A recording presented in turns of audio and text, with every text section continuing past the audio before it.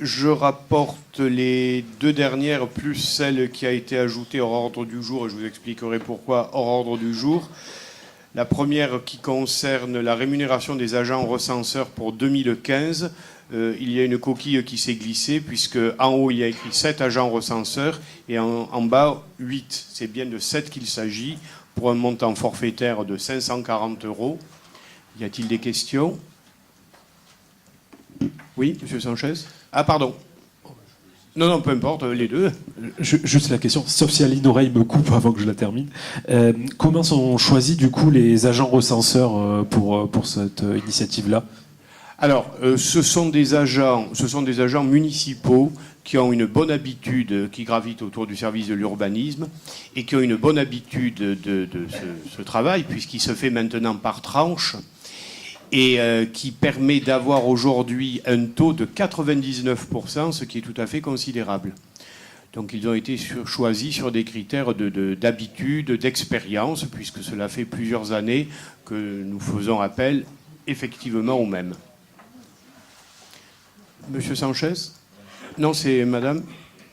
Oui, non, j'allais poser la même question. Eh bien voilà, en fait. Je vous y ai donc répondu. Donc vous prenez donc des employés municipaux pour faire ça ? C'est ça. D'accord.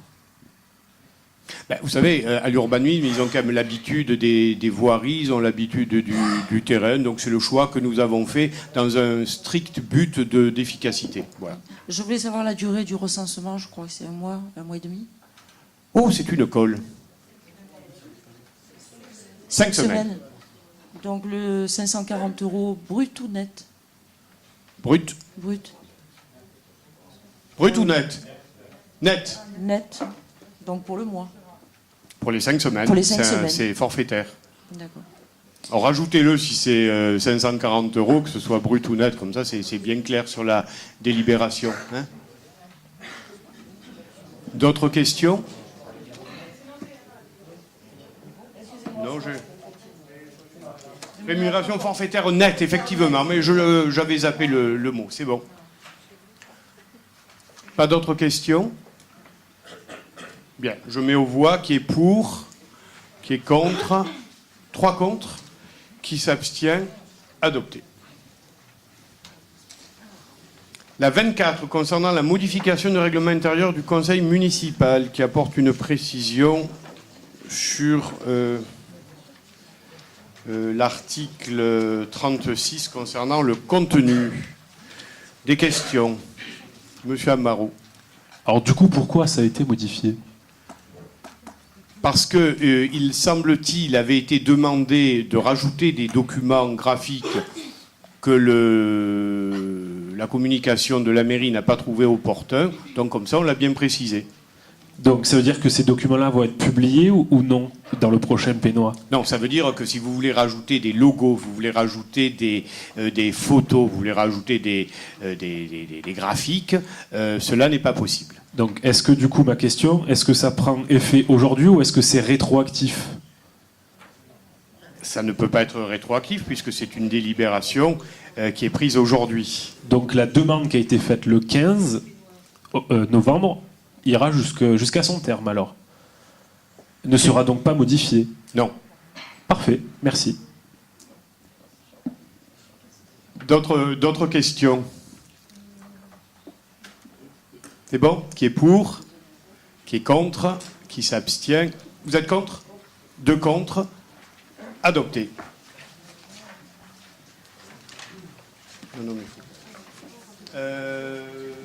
J'ai une délibération concernant le protocole de participation citoyenne, plus connu sous l'appellation dispositif voisin vigilant.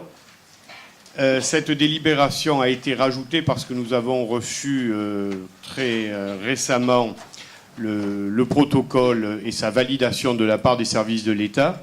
Je rappelle que ce protocole est validé par les services de police, par le parquet et par la préfecture de police. Le 5 décembre, il y aura donc un CLSPD et ce même jour, il y aura inauguration au centre de supervision urbain et bien évidemment, vous y êtes cordialement invités. Des questions, des remarques ? Oui, monsieur Amaro. Pareil, du coup, si je peux aller jusqu'au bout, Aline, merci.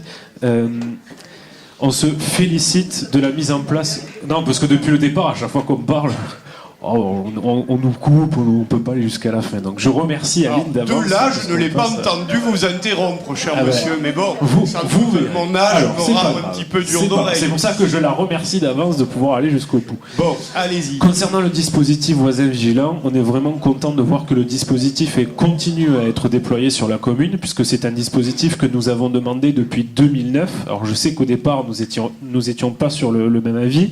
On le demande depuis de nombreuses années. Cela fait depuis 2 ans maintenant que c'est mis en place sur la commune. Donc on vous poussera sur la mise en place du dispositif voisin vigilant, puisqu'on trouve que c'est un dispositif nécessaire à la commune, en complément de la vidéoprotection et en complément des moyens de la police municipale qui doivent être ni égales, ni diminués, mais augmentés. Donc ce protocole-là doit bien venir en plus de ces points-là. Donc bravo pour la mise en place et pour le dispositif voisin vigilant que nous avions demandé dès 2009. Monsieur Sanchez, pardon. Oui, donc ce protocole, il valide le bon sens qui existait déjà, puisque moi, si mon voisin se fait cambrioler, j'appelle la police, je n'ai pas besoin d'un protocole. Alors nous nous abstenons pour cette délibération. Cher monsieur, c'est la loi, hein. Oui, ça a été rajouté. Donc, on fait ce que l'on veut, hors la loi, c'est ce que vous êtes en train de dire. Non, parce que je crois que vous n'avez pas du tout compris le dispositif voisin vigilant. Pardon, terminé. Tout à fait, j'ai tout à fait compris. Nous nous abstenons pour cette délibération. Et je vais vous expliquer pourquoi.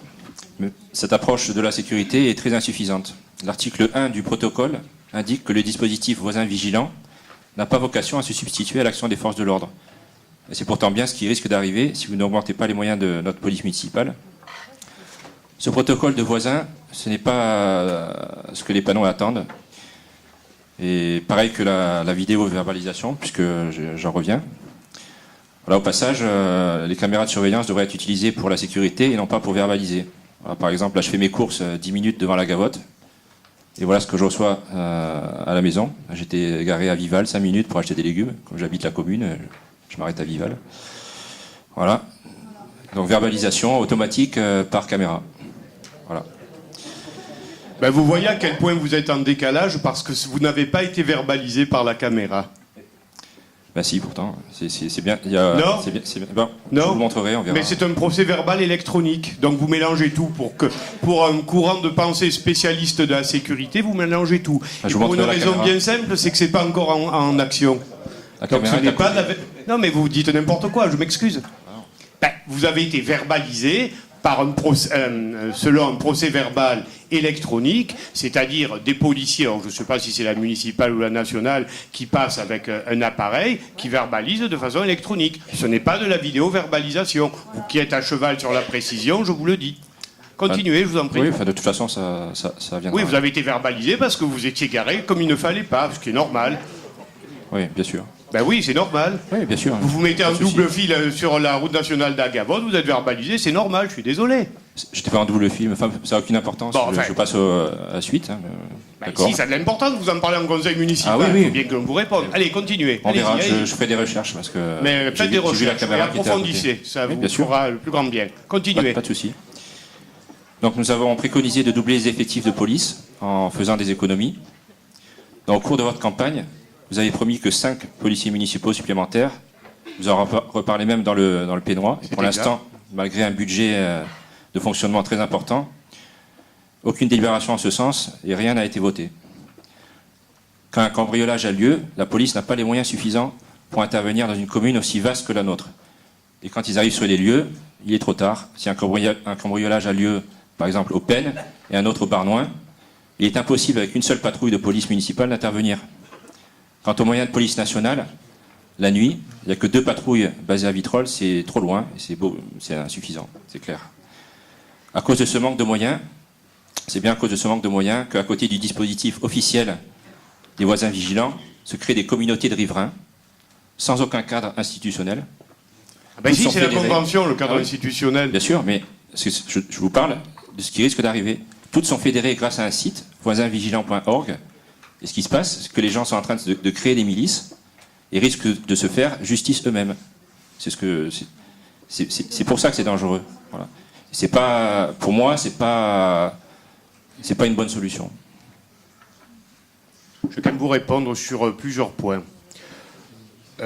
Doubler les effectifs de police municipale, franchement, ça ne serait pas raisonnable. Je les ai augmentés selon les modalités que j'ai promises, ce qui permettra d'avoir à terme, parce que les choses sont assez compliquées, on ne forme pas des policiers municipaux comme ça, mais à terme, nous tendons vers 2 patrouilles le jour. Voilà.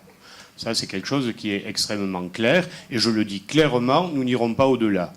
Parce que, de toute façon, je vais vous dire, j'aurais doublé la police municipale, vous auriez dit, il faut la tripler. C'est comme ça, c'est dans votre tonalité. D'ailleurs, je vais quand même demander qu'on regarde un petit peu par rapport au nombre de policiers. Ça, ce sera amusant de le comparer. Moi, vous savez, je suis ouvert à toute discussion. Combien y a-t-il de policiers municipaux ramenés au nombre d'habitants dans notre commune et dans certaines autres communes dont vous êtes proches? Ça sera intéressant de le voir. Premier point. Deuxième point, concernant le dispositif voisin vigilant. J'ai souvent rappelé, d'ailleurs ça vient d'être repris par M. Amaro, le fait que ce dispositif n'était pas une panacée et qu'en aucun cas c'était le fait de créer des milices. Quand vous dites si on cambriole ma maison, j'appelle la police, bien évidemment. Et c'est ce que je dis à chacune des réunions, parce que je vais à toutes les réunions, voisins vigilants. Pourquoi ? Lorsqu'on est à ce stade du délit, ça relève plus du voisin vigilant, ça relève du 17. Ou à la rigueur de la police municipale, mais surtout du 17. Donc on est véritablement dans une démarche de prévention et de vigilance, comme son nom l'indique. Après, le fait que vous dites on fait n'importe quoi ou je ne sais pas quoi, mais la convention, c'est une convention qui est demandée par les services de l'État. Je ne me suis pas levé un beau matin en disant tiens, on va faire voisin vigilant. On s'est rapproché du préfet de police et du procureur de la République pour leur demander quel était le cadre et s'ils étaient favorables dans notre département à ce dispositif. Ça a été accepté, donc nous considérons que c'est un dispositif parmi d'autres et que tout ce qui peut concourir, y compris une démarche citoyenne comme celle-là, à diminuer le nombre de délits sur la commune, va dans le bon sens. Libre à vous, bien entendu, de ne pas la voter. Oui. Je pense qu'il ne faut pas se tromper de débat. Il ne faut pas aller contre ce dispositif-là. Au contraire, il faut l'appuyer. En revanche, il faut aussi appuyer le fait que quand on a la volonté politique d'augmenter la présence de la police municipale dans une ville, on peut le faire. Avec un budget de fonctionnement aussi haut que ce que l'on a sur la commune des Pays de Mirabeau, si on a la volonté politique d'augmenter la présence de la police municipale drastiquement, on peut le faire. Faire du x2, c'est faisable. Et effectivement, sur le point, si l'on regarde ce qui se passe au Pays de Mirabeau, le nombre de cambriolages à la Gavotte ne cesse d'exploser ces derniers mois. Ce qui s'est passé il y a 10 jours à la Gavotte, une femme se fait cambrioler à 21h. Elle est chez elle. Oui, je l'ai appelé. 2 personnes tentent de rentrer dans son logement. Elle hurle, les personnes s'en vont. Il est 21h30. La police arrive le lendemain à 8h45. Voilà, ça c'est ce qui se passe au Pays de Mirabeau. Le dispositif voisin vigilant permettrait justement, dans ce cas-là, de pouvoir créer une cohésion au sein de la population et éviter que les milices se mettent en place, parce que effectivement aujourd'hui ce qui se passe, c'est que la population s'autodéfend. Faut pas se leurrer. Ça, c'est le premier point. Et le deuxième point, concernant la mise en place d'une police municipale plus élevée sur la commune, éviterait qu'une personne attende 12 heures pour voir arriver des forces de police chez elle. Dommage que ça ne paraisse pas dans la presse. Il y a sûrement de bonnes raisons pour le fait que ça ne paraisse pas dans la Provence. Mais en tout cas, sur la commune des Pays de Mirabeau, si on a la volonté politique, on peut doubler la police municipale avec le budget de fonctionnement que l'on a. On a les moyens de faire les économies si on a envie de les faire. C'est effectivement un choix. Moi, actuellement, je dis, on ne peut pas doubler les effectifs de police municipale. Puis si vous voulez me le faire redire, je n'ai pas cette volonté politique-là. On a des choix en matière de personnel. Ça va être la police, ça va être les cantines, ça va être les agents dans le cadre des nouvelles activités périscolaires, ça va être le cantonnement et le nettoiement. Ma réponse est claire sur ce domaine-là, mais c'est normal que vous ayez cette approche, quelque peu démagogique. Non, c'est normal que j'ai cette approche parce que je suis un habitant des Pays de Mirabeau de longue date, je le suis encore, et c'est la commune que je défends. Je mets aux voix qui est pour. Qui est contre? Qui s'abstient? 3 abstentions. Très bien. L'ordre du jour est épuisé. Il y a des questions.